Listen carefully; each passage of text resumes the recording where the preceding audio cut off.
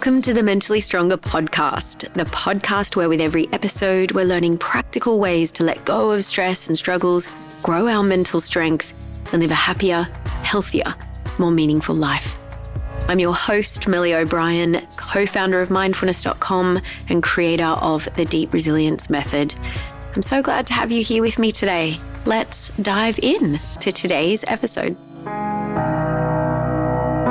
I just want to start off this episode by saying a big thank you to all the people who are writing into us to let us know how the podcast has been a source of strength and support to you when you're going through difficult times. I want you to know that our team reads every single one of those, and we have a channel on WhatsApp that we post all of your comments, all of your wins, all of your thank yous, and we celebrate them together as a team, and they touch our hearts. They really genuinely warm our hearts. They keep us motivated, and I really appreciate it. So thank you for everyone who's been reaching out to us to let us know that this podcast is helping you.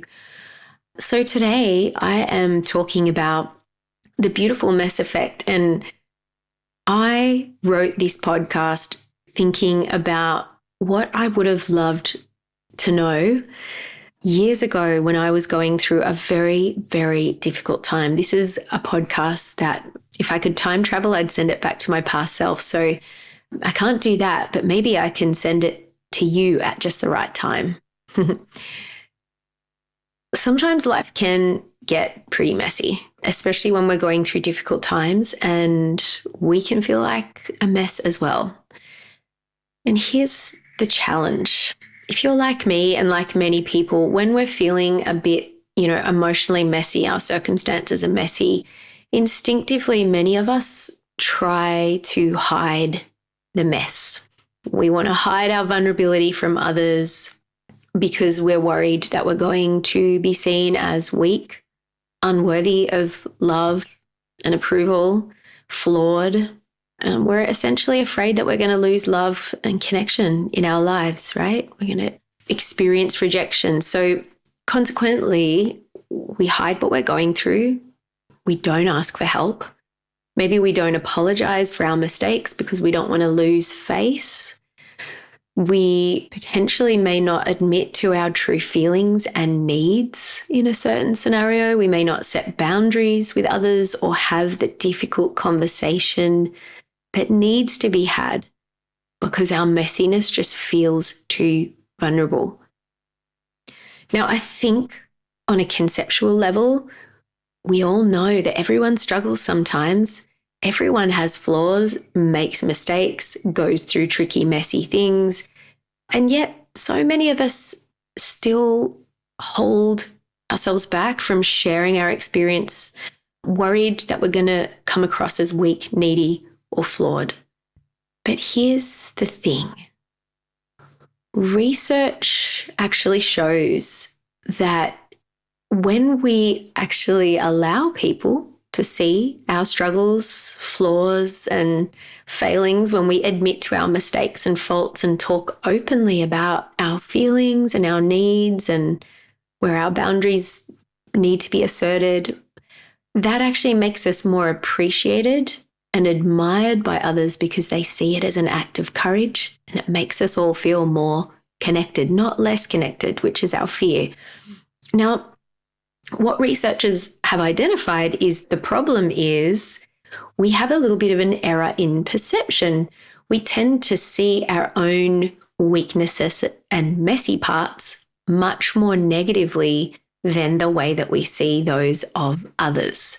Researchers have called this the beautiful mess effect. Now, research professor and shame researcher Brené Brown, the TED Talk sensation, best-selling author who many of you may know, she says the difficult thing is this: vulnerability is the first thing I look for in you, and it's the last thing I'm willing to show you. In you, I see it as courage and daring. In me, it's weakness. So messiness is really vulnerable. But here's the thing about vulnerability. Vulnerability touches so many really important aspects of our lives. the ability to admit your mistakes and apologize, the ability to confess your feelings and express your needs, the ability to change unhelpful habits, right? To look at ourselves honestly and gently and then admit that there's a problem and make change, the ability to have difficult conversations and seek support and help in hard times. All of these things require intentionally expressing vulnerability, which can expose us to the fear of rejection by others, or, we worry about negative judgment. It's really important to understand the beautiful mess effect, because what it teaches us is that we're not seeing things clearly. Let's take a little dig into the research here to unpack this a bit. So research professor Dr. Anna Bruck and her team have researched this beautiful mess phenomena in many different studies consisting of hundreds and hundreds and hundreds of participants. The participants got run through all kinds of different scenarios where they were asked to display intentional vulnerability and or rate someone else's intentional vulnerability. The research participants rated their own vulnerability over and over and over again much more negatively than when they judged other people doing the same thing. Now, the vulnerability included things like confessing unspoken feelings, admitting mistakes or flaws, apologizing, or singing a song in front of a jury, and so on. Time and time again, the research shows we love seeing raw truth and openness and authenticity in others, but we fear letting them see it in us. Now, what's more, and what's really important about this study, is that the researchers found that if people can overcome this fear and be more open and authentic with their messiness, there are huge benefits in your life. If we can allow people to see our messiness in a safe environment with people we feel safe with, then it increases our confidence, it increases our self-esteem, it boosts our self-awareness and emotional intelligence, it improves our overall mental health, increases your capacity for personal growth. And so, in short, what the research has found is that it really seems to pay big benefits if we can overcome our fears and find the courage to expose a bit of our messiness. So how can we do that though? It's one thing to say, okay, I'll just be more vulnerable. It's another thing to actually do it. And I can attest to this firsthand. But the secret to embracing your messiness and your ability to express it in a healthy and helpful way is with the skill of self-compassion. According to researcher Kristen Neff, self-compassion consists of 3 basic components. The first is self-kindness. Okay? It's an attitude of caring and understanding responses towards your own vulnerability, suffering, and flaws. So this can consist of treating yourself and speaking to yourself like you would a good friend. The second component is common humanity, which is basically the recognition that we're all a bit messy sometimes. Every human being has flaws and has failures, and it's just an unavoidable part of life. It happens to us all. The third component is mindfulness. Mindfulness is about having a clear awareness of the present moment and the circumstances. So you're not ignoring what is happening, but you're also not exaggerating the difficult circumstances or situations in your life. So how can we be more self-compassionate? I'm going to give you 2 tips to start practicing this skill in daily life. So first of all, quite frankly, the voice in our heads for most of us is not very naturally self-compassionate. So if you are listening to this and you're thinking, well, I'm not self-compassionate, I don't have that ability, don't worry. It's not just you. Most of us are not naturally self-compassionate. It's a skill that we need to cultivate. So here's how you can cultivate a bit more self-compassion and therefore embrace and express your beautiful mess. First, try to replace self-criticism with self-compassionate self-talk.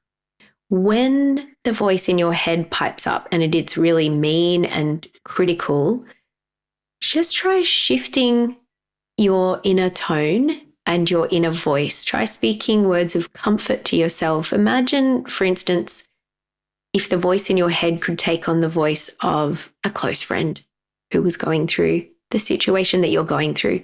How would that inner voice talk to you then? So try switching that inner voice to the voice of a supportive coach instead of an inner critic. And when you do this, really watch your tone of voice. Try to have a tone of voice that is warm and comforting and kind. Second, remind yourself of your common humanity, okay? Sometimes we just really have to say things like, it's okay, everyone makes mistakes. Everyone is messy sometimes. We all have flaws. No one has it all together, right? So remind yourself with these statements of your common humanity. Try to have a more accepting attitude towards yourself while also doing everything that you can to, look after yourself and make your situation a better situation as well. So, okay, replacing self-criticism with self-compassion. Try to switch your self-talk from critical to kind and compassionate, and to remind yourself of your common humanity. With all of these practices, my friends, just always remember these are skills. They're mental strength skills. So practice them. So I really encourage you for the week ahead, try to carve out a little bit of time each day, even if it's only for a few moments or a few minutes, to actively practice the skills of self-compassion. And I hope that you find that these skills bring a little bit more ease, a little bit more authenticity, and a little bit more strength into the week ahead and into your life ongoing. I hope this is helpful for you. I look forward to hearing more of your stories and your wins, and I wish you a wonderful week with this practice, and see you on the next episode of the Mentally Stronger podcast. Till then, take care.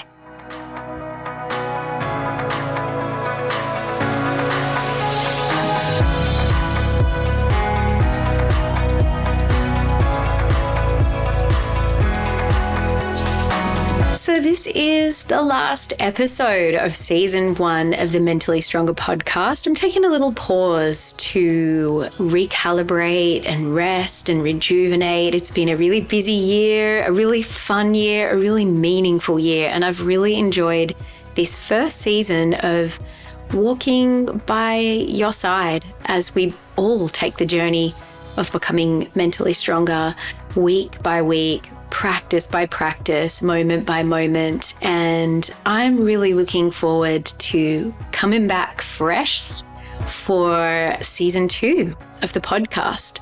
So I look forward to being back with you then. Until then, take care and stay strong.